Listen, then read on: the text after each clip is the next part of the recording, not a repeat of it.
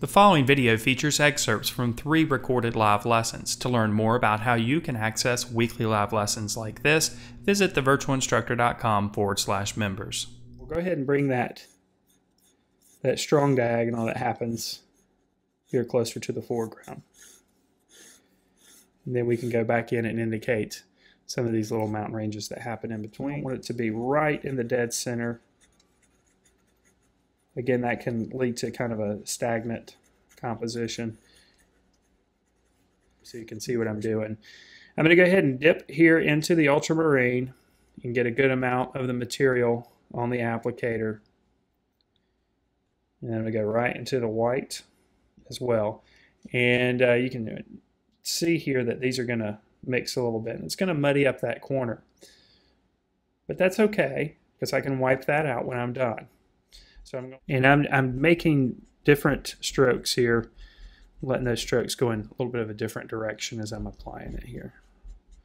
And this is just our initial application. And then we'll start adding some of those clouds. And I'm just kind of looking at the shape and, you know, not looking at it, or not not getting too obsessed in the shape, but I'm getting kind of an idea of the shape of the cloud and then just putting that information on the surface. Hopefully you can see already how, you know, like any other drawing or painting, it takes a few minutes to start to develop things so that it starts to make sense. And I've noticed that with a lot of people, sometimes they'll start to develop things, they'll get into it, and then they hit a point where, you know, in their mind, they feel like things aren't working, and they just stop instead of continuing to work on. And you know, you got to keep working a drawing or a painting to where you get to a point where you start to understand how the value relationships are going to work, how the colors are going to work, how everything's going to make sense in the end. And you don't really fully understand it till the very end, but you start to understand it. And it starts to make sense to you, but you got to put a lot of time in up front sometimes. You just got to continue. Now, of course, some of this range is going to be covered up by our trees that we're going to put in the foreground, but we're going to go ahead and develop them a little bit. Now, as I'm putting down colors, I'm going to kind of evaluate what I need to do here. If I need to add a little bit of green right here, I might start doing that, but I want it to be kind of a gradual change. I don't want to get too drastic from the purples in the distance and then all of a sudden start going to these greens. So I'm probably going to transition to more of a blue first. I'm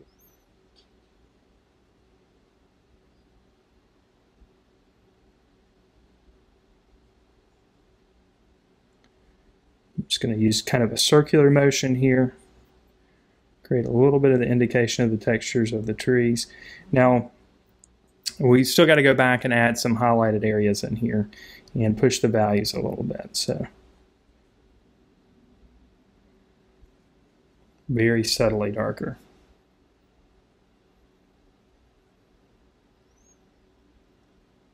I only like to pick up a little bit of color at a time. And then I've got my paper towel here, and I'll kind of wipe off some of the color. And that kind of allows me to control it a little bit easier. Because I can, and then we'll just start pulling some of that color up, that mixture. And it might be hard to tell a little bit, but it kind of feels like it kind of goes up, or it kind of pulls up. The grass is kind of growing upwards. So I'm going to try to make the strokes kind of follow that direction as I'm adding this. You know, you can create the shapes of the trees and the things that you need in here. You just kind of have to let those things be a little looser and just let them happen. All right, a little bit of the pure white here right on top of the applications that I've put down. And we'll let that sit and see if that's too strong. And it is a little too strong. It needs to be warmed up. And we don't want it to look unnatural. Sometimes that white can kind of make things look kind of, especially if you're putting it over the top of green, it's going to make it look minty. And that's not necessarily what we're after here. So we'll warm it up with a little bit of yellow ochre.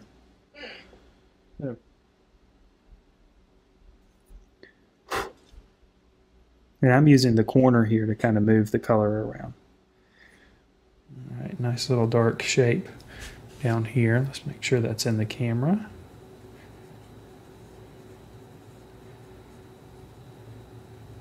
We'll just let those shapes happen.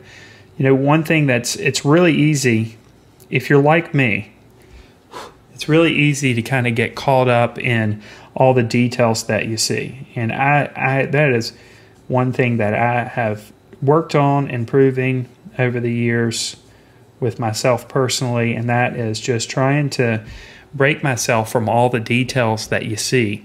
And sometimes it's hard to really, for somebody like myself, sometimes it's really hard to pull away from those details and just allow those shapes to happen. You know, everybody's not like that. Some people just see those shapes naturally, and they don't mind that it's nice and loose. And I don't mind that it's nice and loose, but sometimes those details creep in the way, and all I see is grass blades. So light source is coming from the right side, so that means most of these shadows are going to happen on the left side, but that doesn't mean they all happen on the left side. Of course, there's a few that happen over here on the right side.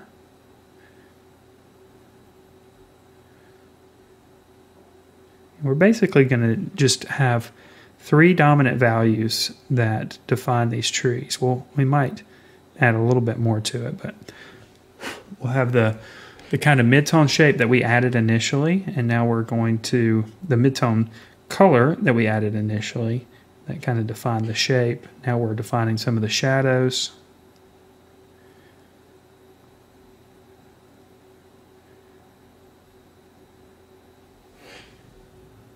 More organic marks is what I should say.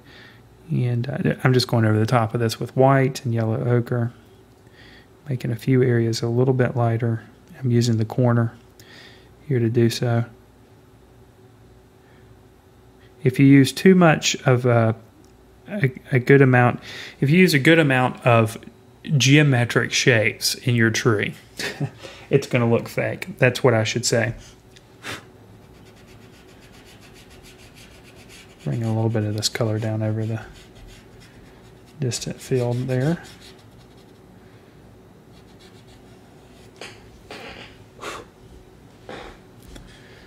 And that, I don't know if you can tell that or not, but it's really helping to define the tree. Now, maybe there's a break right here where we can kind of see the field behind it. And maybe just another little break. Okay, I've got a burnt umber now, and I'm kind of taking a little bit of a chance here. I'm pushing some of the darker values here in the foreground, and I'm going to try something here, actually. I'm putting these down just to kind of create some darker values, where it looks like we've got some areas where it's a little bit darker. And then I'm actually going to use the applicator and see if we can't mix that in a little bit. I definitely want those darker values here. Let's see. Create good contrast. So I've got this is kind of an off-white color. It's almost a cream color.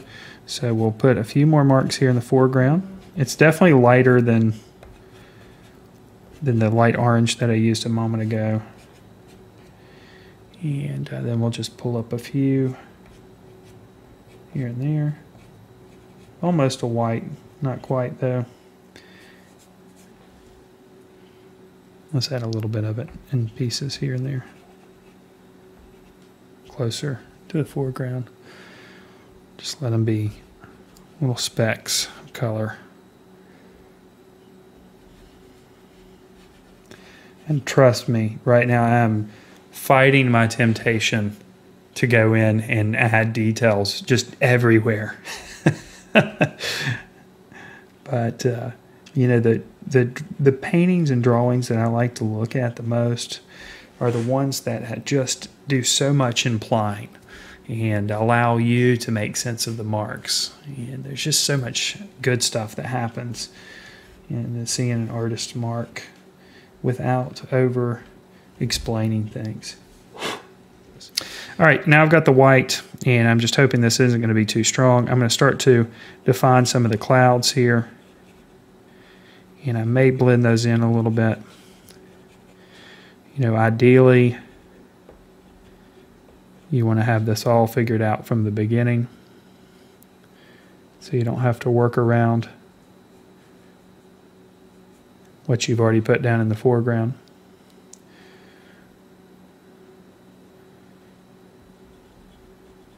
And then I'll go back and add a little bit more highlight.